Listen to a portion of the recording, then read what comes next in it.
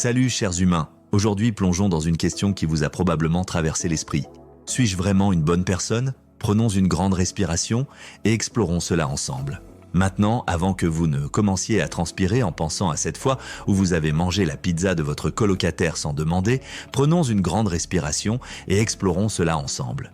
Que signifie être bon? Est-ce simplement suivre les règles ou y a-t-il plus que cela?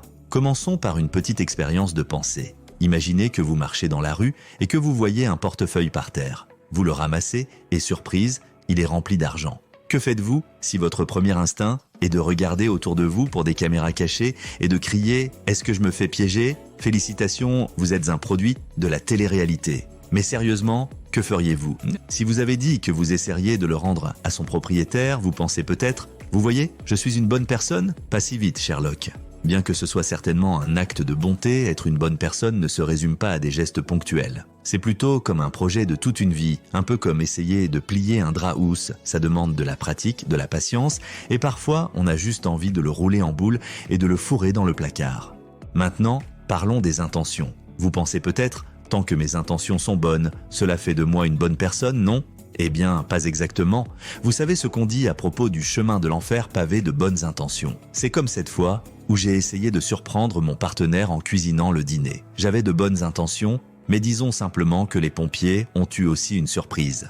La vérité est que être une bonne personne ne se résume pas à ce que vous avez l'intention de faire. C'est l'impact de vos actions qui compte. C'est comme l'effet papillon, mais au lieu d'un papillon battant des ailes et provoquant un ouragan, c'est vous qui tenez la porte ouverte pour quelqu'un et qui, sans le savoir, l'empêchez de rencontrer son jumeau perdu de vue depuis longtemps. D'accord, c'est peut-être un peu dramatique, mais vous comprenez l'idée. Imaginez que vous racontiez une blague que vous trouvez hilarante, mais que vous soyez accueilli par un silence gênant. Même si votre intention était de divertir, l'impact n'était pas génial. Être une bonne personne signifie être conscient de la façon dont vos paroles et vos actions affectent les autres.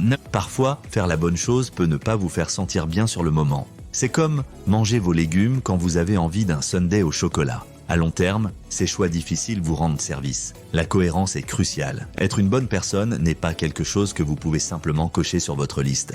C'est un processus continu, se présenter jour après jour et essayer de faire des choix qui s'alignent avec vos valeurs.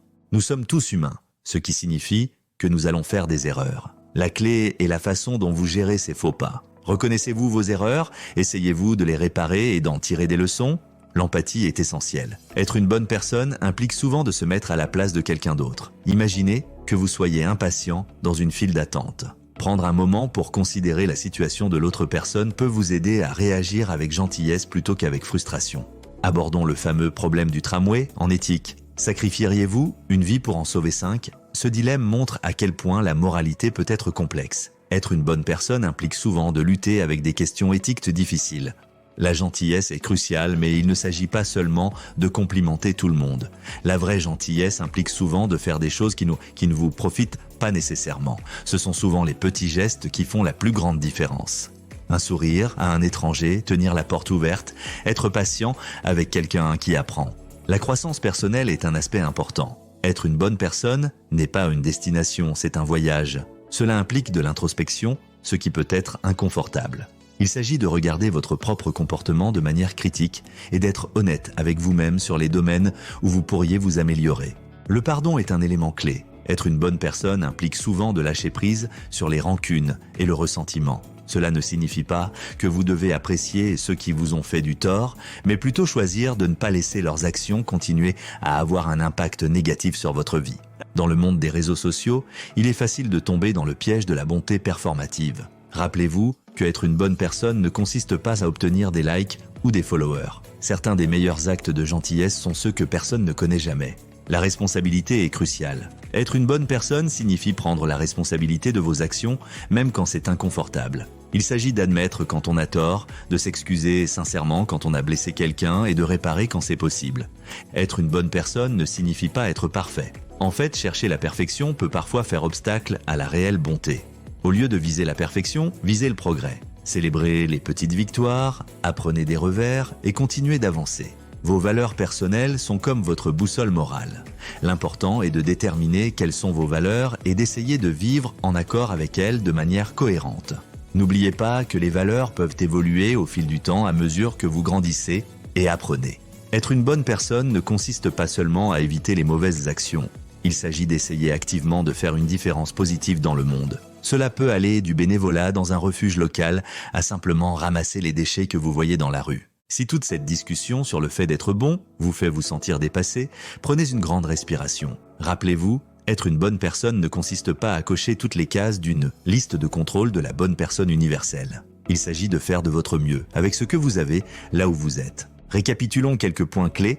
Être bon ne se résume pas aux intentions, c'est l'impact qui compte. L'empathie et la gentillesse sont essentielles. C'est normal de faire des erreurs. Ce qui compte, c'est la façon dont vous les gérez. L'introspection et la croissance personnelle sont des processus continus. Vos valeurs sont votre boussole morale, déterminez ce qu'elles sont et essayez de vivre en accord avec elles. Les petits actes de bonté comptent autant que les grands. Être une bonne personne est un voyage, pas une destination.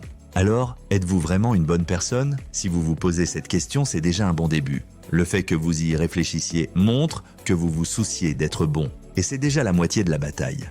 Rappelez-vous, être une bonne personne ne consiste pas à atteindre une sorte de perfection morale. Il s'agit d'essayer de faire de votre mieux, d'apprendre de vos erreurs et de vous efforcer continuellement d'être meilleur. Il s'agit de traiter les autres avec gentillesse et respect, de prendre la responsabilité de vos actions et d'essayer d'avoir un impact positif sur le monde qui vous entoure. La prochaine fois que vous vous demanderez si vous êtes vraiment une bonne personne, réfléchissez à vos actions, vos intentions et votre impact.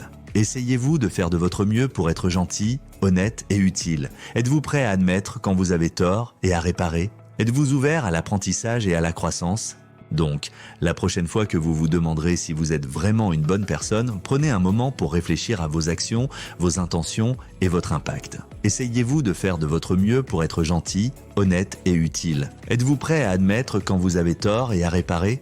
Êtes-vous ouvert à l'apprentissage et à la croissance? Si vous pouvez répondre oui à ces questions, alors félicitations, vous êtes sur la bonne voie. Et si vous trouvez des domaines où vous pourriez vous améliorer, c'est normal aussi. N'oubliez pas, être une bonne personne est un voyage qui dure toute la vie, pas une destination finale. Alors continuez à vous interroger, continuez à réfléchir et continuez à vous efforcer d'être la meilleure version de vous-même. Et qui sait, peut-être qu'un jour, quand quelqu'un demandera « Êtes-vous vraiment une bonne personne ?», vous pourrez répondre avec confiance et un soupçon de sourire « Je fais de mon mieux pour l'être ». Et vraiment, n'est-ce pas de cela qu'il s'agit quand on parle d'être une bonne personne?